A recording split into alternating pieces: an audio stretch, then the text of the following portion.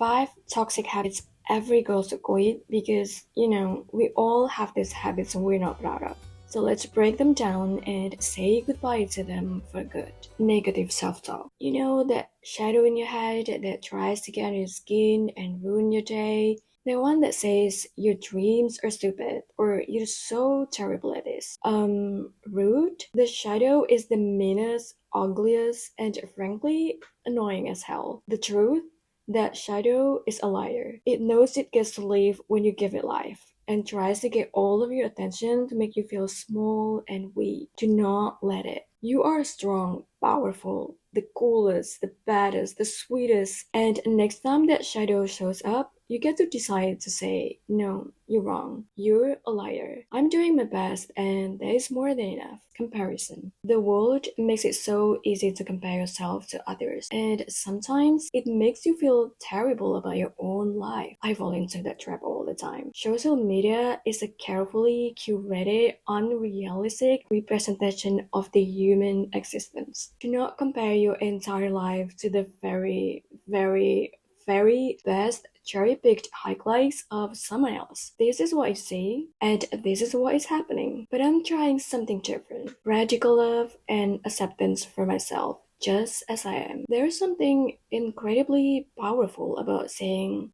I've been through some shits. My life has ups and downs, hikes and lows, pretty moments, messy moments, and you know what? I love it. I love myself for everything I've been through. I love it because it's proof that I'm strong, that I'm resilient, and that I can handle anything life throws my way. You're doing amazing, like really amazing. People pleasing. You're so busy trying to be what everyone else wants, saying yes to everything, even when your heart is screaming, no thanks, hoping everyone will love you for it. But before you know it, you're feeling worn out, overwhelmed, energy is gone, and you're secretly googling how to make myself a priority without feeling guilty. You're not a bad person for saying no, and you're not selfish for putting yourself first. You're allowed to set boundaries. You're allowed to prioritize yourself, your mental health, goals, and the people who genuinely support you. Next time you feel pressured to say yes just to make someone else happy, ask yourself, am I doing this for them or am I abandoning myself? You deserve the same kindness, respect, and compassion